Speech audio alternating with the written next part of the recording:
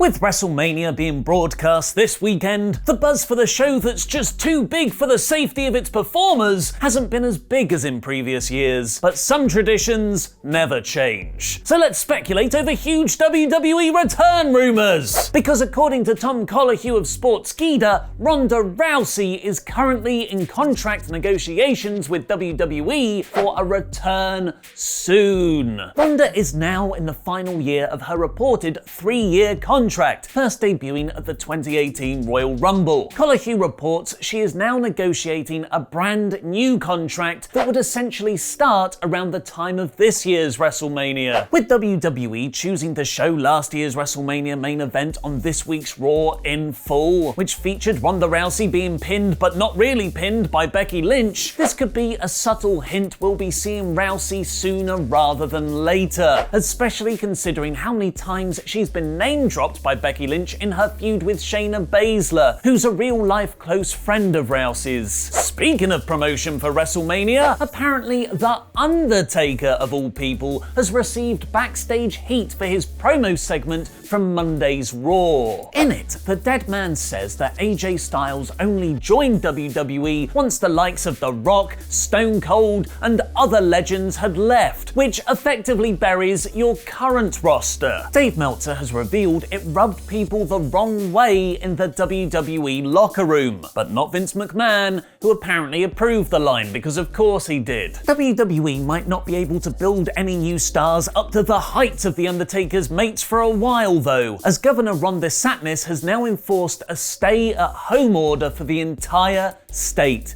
of Florida. This puts WWE programming in doubt, as Florida is the home of the Performance Center where they've been filming all their no-fan shows, which the very reliable WrestleVotes corroborated, tweeting, WWE would reconsider taking a break post-Mania in light of the news. To keep putting out new episodes, WrestleVotes add that WWE might spread out the footage they've already taped for the Raw after Mania, stretching out the content over several weeks to give the wrestlers and crew their well-deserved and mandatory break. Speaking of people having extended breaks, Roman Reigns has pulled out of his match at WrestleMania due to perfectly understandable concerns over his health. But WWE is still promoting his big WrestleMania match against Goldberg, and now we might know why.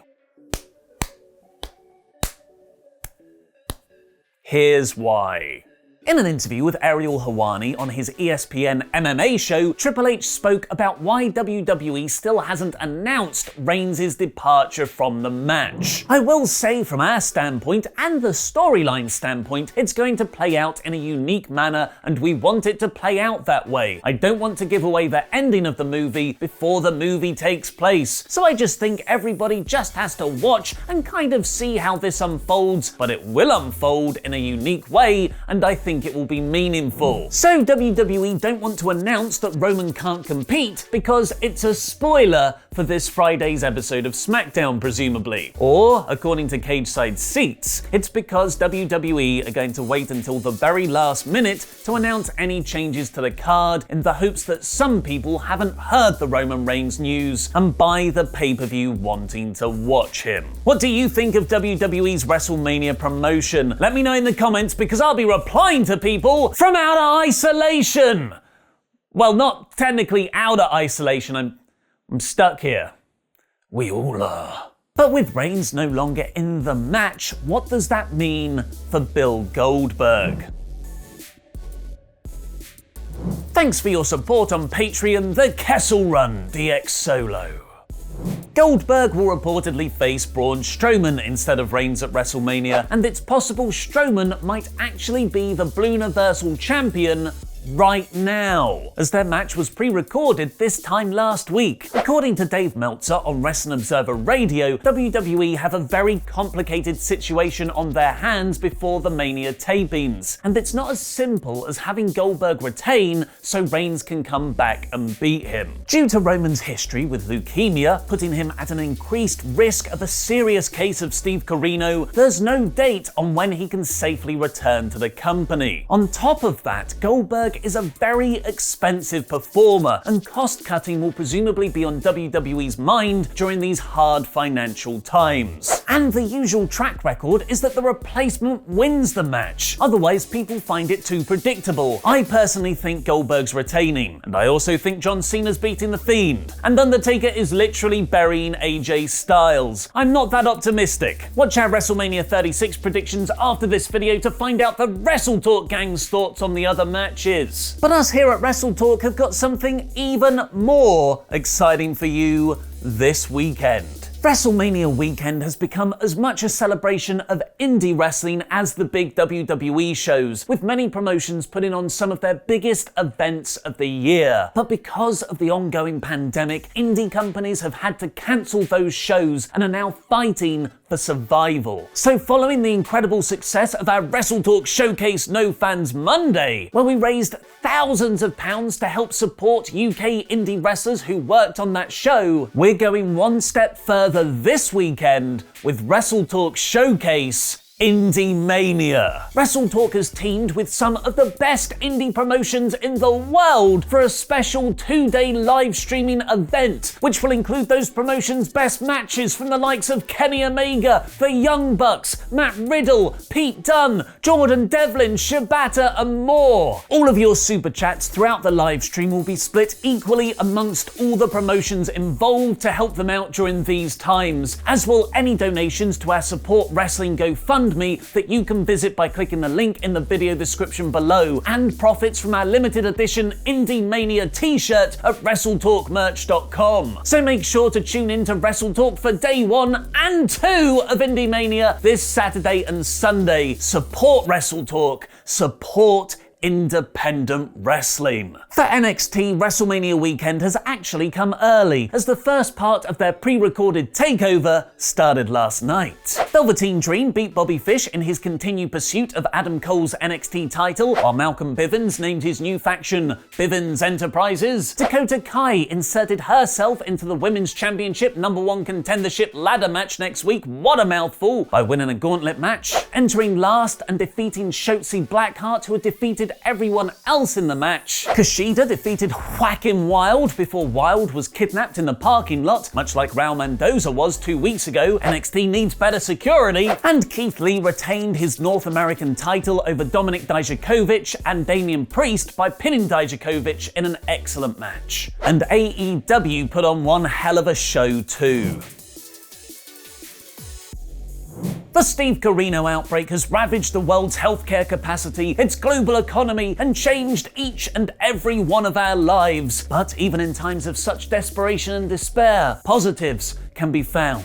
Like Cody having his doggy out for commentary to open the show. Oh, who's a good pharaoh now there's no pyro or fans to scare you? And it wasn't just the Rhodes family dog out there. After last week 0 people around the ring, AEW went back to having a few sparsely placed wrestlers on either side of the ring. It's amazing how just 5 or 6 people at ringside can really add to the atmosphere. Dynamite's opening bout was one of the best no fans matches I've seen so far, with Trent taking on Kenny Omega almost to a time limit draw, but Kenny just won with a one-winged angel in the final minute. Shida beating the debuting Anna Jay was really good too, somehow putting on a really competitive back and forth enhancement match. The terrific in-ring action was matched by the promo packages AEW ran throughout the episode too. They were so effective, I'm actually really excited to see Jon Moxley face Jake Hager. It's not the hottest first title feud for Mox after winning the AEW Championship, and it's a shame how he has lost a bit of momentum in the current situation. But I don't mind the Hager match at all. It's like the 2-issue mini-story between the larger epic comic book arcs to set them up. But the winner of the most comic book segment goes to the in-ring debuting Lance Archer, who is now my favourite Superman villain. So far, the Murder Hawk act has been a lot more about Jake the Snake than Archer, because Jake is that damn intense. But promos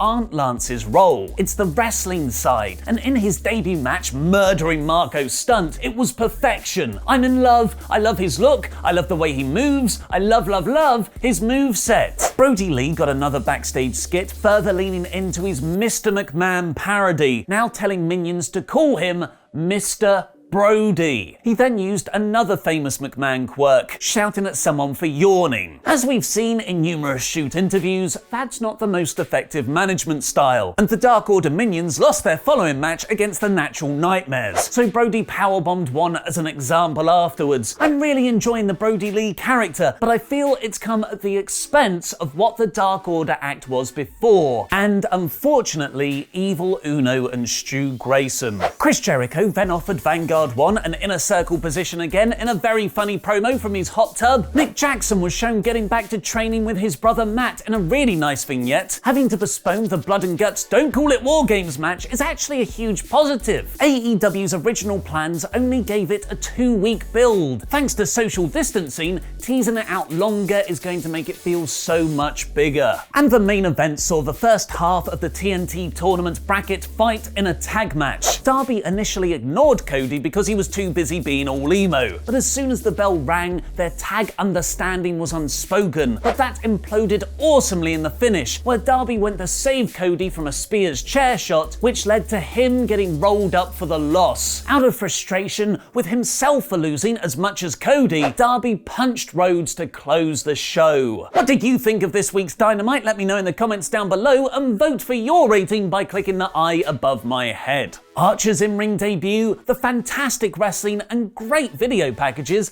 I love this episode. This week's Dynamite is 4 out of 5. Our WrestleMania 36 predictions are live. Click the video on the right to watch mine, Adam Blompier, Luke Owen, Laurie Blake, Pete Quinnell, and Andy Datson's picks now on what are the 10 greatest WrestleManias of all time. Click the video below that to find out Blompier's picks. I've been Ollie Davis, and that was wrestling.